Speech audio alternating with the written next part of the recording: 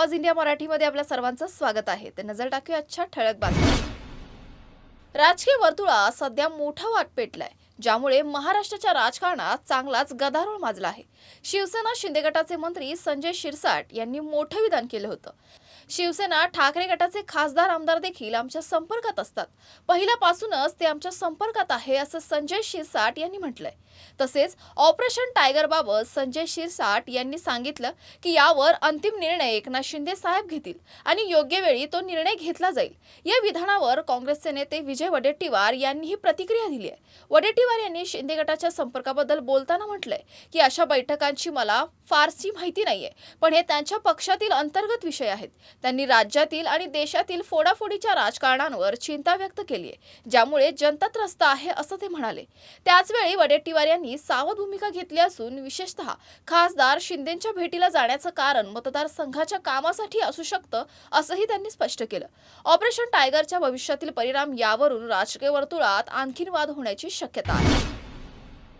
राज्यात सध्या operation tiger या विषयावर चर्चा रंगली असून यामुळे राज्याच्या राजकारणात मोठा उलथापालथ होण्याची शक्यता व्यक्त केली जाते। एकनाथ शिंदे यांनी या चर्चेला नकार दिला असला तरी शिवसेनेचे केंद्रीय मंत्री प्रतापराव जाधव यांनी ठाकरेंच्या खासदारांमध्ये असंतोष असल्याचा दावा केलाय। त्यांच्या म्हणण्यानुसार ठाकरेंचे खासदार आणि आमदार अस्वस्थ आहेत, त्यांना चांगली वागणूक मिळत नाही आणि ते शिंदे गटाकडे येतील असा दावा त्यांनी केलाय।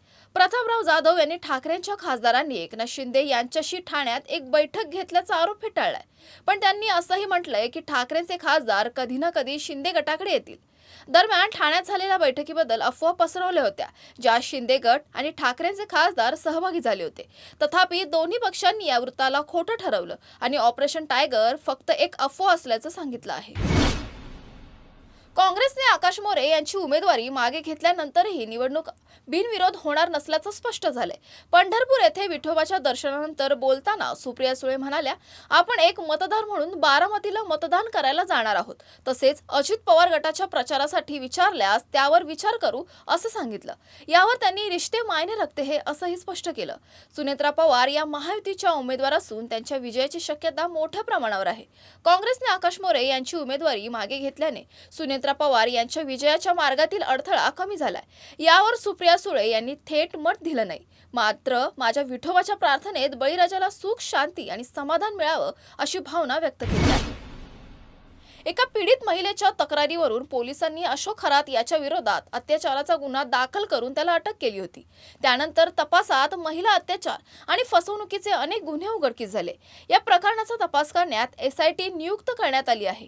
ताज्या माहितीप्रमाणे रुपाली चाकणकर यांची बहीण प्रतिभा चाकणकर यांची अडचण वाढली आहे। शिर्डी पोलिसांनी त्यांना नोटीस बजावली असून 5 दिवसांच्या आत जबाब नोंदवण्यासाठी हजर राहण्याचे आदेश दिलेत। तपासादरम्यान समता पतसंस्थेतील अनेक खात्यांमध्ये संशयास्पद व्यवहार झाले असल्याचे समोर आले। अशोक खराचे नाव अनेक खात्यांच्या नॉमिनीमधून आढळले आणि या खात्यांमधून कोट्यवधी रुपयांचे व्यवहार झाल्याचे समोर आले। विशेष म्हणजे प्रतिभा चाकणकर आणि त्यांच्या मुलाच्या नावावरही 4 खाती उघडकीस आले। आतापर्यंत 33 खातेदारांचे जबाब नोंदवले गेले असून इतरांच्या चौकशीला सुरुवात झाली आहे। या प्रकरणात काही राजकीय व्यक्तींशी संबंधित फोटो देखील समोर आलेत, ज्यामुळे राजकीय वर्तुळातही खळबळ माजली आहे। रविवारी मध्य रेल्वेने अभियांत्रिकी कामकाजासाठी मेगा ब्लॉक जाहीर केलाय। या ब्लॉकमुळे मुंबईतील लोकल गाड्यांच्या वेळापत्रकात बदल होणार असून काही गाड्या उशिराने धावणार आहेत आणि गर्दी होण्याची शक्यता आहे। मध्य रेल्वेने लोकल गाड्यांच्या मार्गावर काही महत्त्वाच्या फेऱ्या रद्द केल्या आहेत।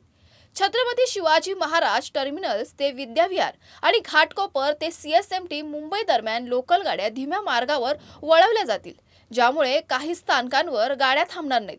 Harbour line Chhatrapati Shivaji Maharaj terminals ते वांद्रे चुनाभट्टी मार्गावर मेगा ब्लॉक असणार आहे। यामुळे हार्बर मार्गावरील काही लोकल फेऱ्या रद्द होणार आहेत। रेल्वे प्रशासनाने प्रवाशांना ब्लॉक कालावधीत वैकल्पिक मार्ग वापरण्याची सूचना केली आहे। विशेष गाड्या पनवेल ते कुर्ला दरम्यान चालवण्यात येतील आणि हार्बर मार्गावरील प्रवाशांना मेन लाईन आणि पश्चिम रेल्वे मार्गे प्रवास करण्याची परवानगी दिली आहे। महाराष्ट्र प्रदूषण नियंत्रण मंडळाने पालघर जिल्ह्यातील मान गावातील SRM प्लांटमधील प्रस्तावित प्रकल्पासाठी 8 एप्रिल 2026 ला सकाळी 11 वाजता सार्वजनिक सुनावणी आयोजित केली। या सुनावणीमध्ये स्थानिक नागरिक आणि संबंधित पक्षांना प्रकल्पावर आपले विचार मांडण्याची संधी मिळाली। विराज प्रोफाइल्स प्रायव्हेट लिमिटेडने आपल्या पर्यावरणीय बांधिलकीची पुनरावृत्ती केली आहे, जिथे कंपनी स्वच्छ आणि शाश्वत पर्यावरणीय पद्धतींना महत्त्व देते। CSR उपक्रमाअंतर्गत कंपनीने शिक्षण, आरोग्य, पायाभूत सुविधा आणि समुदाय विकासाच्या क्षेत्रांमध्ये प्रगती साधली आहे। कंपनीने सांगितलं की प्रस्तावित प्रकल्पांमुळे 5000 पेक्षा जास्त लोकांना रोजगाराच्या संधी उपलब्ध होण्याची शक्यता आहे आणि त्यासाठी 7 प्रमुख क्षेत्रांमध्ये काम सुरू आहे। आरोग्य, महिला सक्षमीकरण, शिक्षण, पायाभूत सुविधा, कौशल्य विकास, शिष्यवृत्ती आणि पर्यावरणीय शाश्वतता कंपनीचे उद्दिष्ट 2030 पर्यंत नियर झिरो आणि पुढे नेट झिरो उत्सर्जन गाठण्याचं आहे, ज्यासाठी नवीकरणीय ऊर्जा आणि अत्याधुनिक शुद्धीकरण तंत्रज्ञानाचा वापर करण्यात येईल। विराज प्रोफाइल्सने स्थानिक नागरिक आणि माध्यमांकडून या प्रकल्पाला पाठिंबा देण्याचं आवाहन केलं आहे। कोणताही प्रकल्प ज्यावेळी आपण उभं करतो ना, त्यावेळी गव्हर्नमेंटच्या काही सूचना असतात, मार्गदर्शक तत्व असतात, त्याच्याप्रमाणेच आपल्याला त्याची रूपरेषा आणि लेआउट प्लॅन डिसाईड करायला लागतं। या प्रकल्पामध्ये सुद्धा आपण याच्याही पलीकडे जाऊन, जसं वायू प्रदूषण असेल किंवा पर्यावरणाशी संबंधित असेल, सगळ्यात महत्त्वाचा मुद्दा जर मी सांगून झालं तर आपण या प्रकल्पाची सुरुवात जी करतोय ते ग्रीन स्टीलच्या कन्सेप्टवरती याची सुरुवात करतोय। यामध्ये कोणत्याही प्रकारच्या प्रदूषणाला थारा राहणार नाही। आज सोन्या चांदीच्या किमतीत दुसऱ्या दिवशीही घसरण दिसून आली। सराफा बाजारात दोन्ही मौल्यवान धातूंच्या किमतीत नरमाई आली आहे। सकाळच्या सत्रात सोन्याच्या वायद्या दरात सुमारे 650 रुपयांची घट झाली। 5 जून 2026 च्या एक्सपायरी असलेल्या सोन्याच्या वायद्या दराने 1,52,685 रुपये प्रति 10 ग्रॅम स्तरावर सुरुवात केली आहे आणि नंतर 1,52,783 रुपयांवर पोहोचले। हे दर मागील बंद किमतींपेक्षा 0.42% कमी आहेत। चांदीच्या किमतीतही मोठी घट झाली आहे। चांदीच्या वायदा दरात 1300 रुपयांची घसरण होऊन तो 2,42,515 रुपये प्रति किलो पर्यंत आलाय।